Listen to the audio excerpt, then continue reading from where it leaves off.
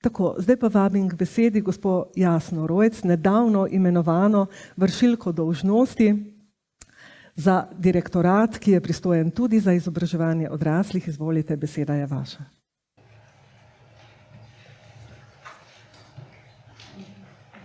Hvala lepa. Slišim. Najprej lep pozdrav gospe direktorici, čeprav nadaljavo. Tako da vse spoštovanje tudi za vodenje tega pomembnega zavoda v našem šolskem prostoru. Seveda tudi pozdrav spoštovani vodji projekta, vsem sodelavcem Andragoškega centra in seveda lep pozdrav vsem spoštovani gostje. Pozdravljeni v imenu Ministrstva za izobraževanje, znanost in šport. Znanje zaposlenih je danes eden ključnih dejavnikov za ohranjanje konkurenčne prednosti.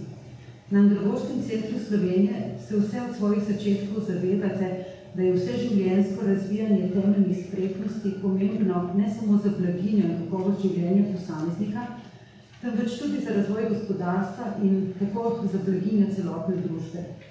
Delavci z izobraževanjem, izpopolnjevanjem in usposabljanjem pridobivajo temeljna, dopolnilna in funkcionalna znanja in se tako usposabljajo za strokovno in varno upravljanje del in nalog pri svojih delodajalcih, s tem pa tudi sicer se razvijajo in se bogatijo na splošni in kulturni ravni. Na ministrstvu se zavedamo, da so razvite temeljne zmožnosti, kot so branje, pisanje, računanje, pa tudi kreativno reševanje problemov in uporaba digitalnih orodij in še katera bi se našla, ključnega pomena za uspešno delovanje v vsakdanjem življenju, še posebej pa za ohranjanje zaposljivosti in za izgradnjo kariere. Če jih ne uporabljamo in jih ne krepimo, te slabijo. Zato priznavamo pomen in podpiramo razvoj kompetenc posameznika, tako preko strokovnega dela zavodov, kot je Andragoški center Slovenije, kot tudi preko različnih projektov, preko katerih namenjamo sredstva za razvoj in za izvedbo izobraževanj ter usposabljanj udeležencev.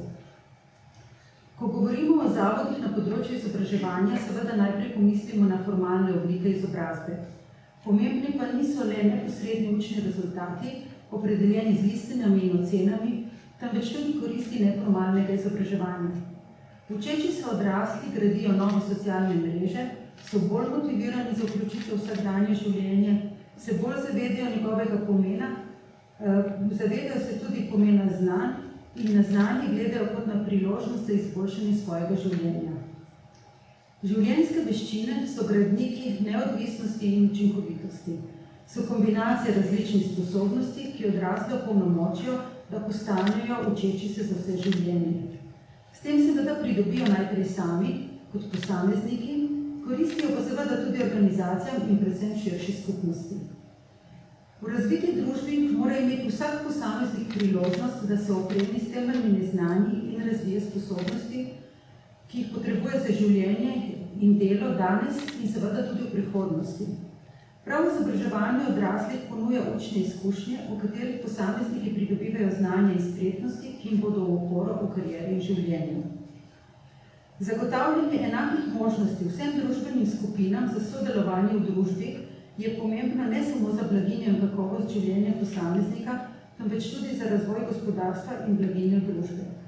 Projekt Strokovna podpora področju razvoja temeljnih kompetenc odraslih od 2016 do 2022 se je osredotočil prav na spodbujanje vključevanja v izobraževanje in dvig kakovosti izobraževanja podzastopanih in ranljivih skupin.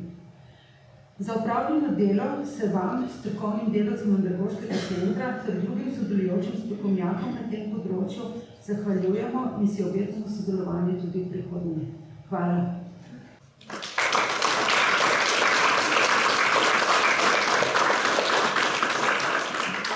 Lepa, gospa Jasna Rojc.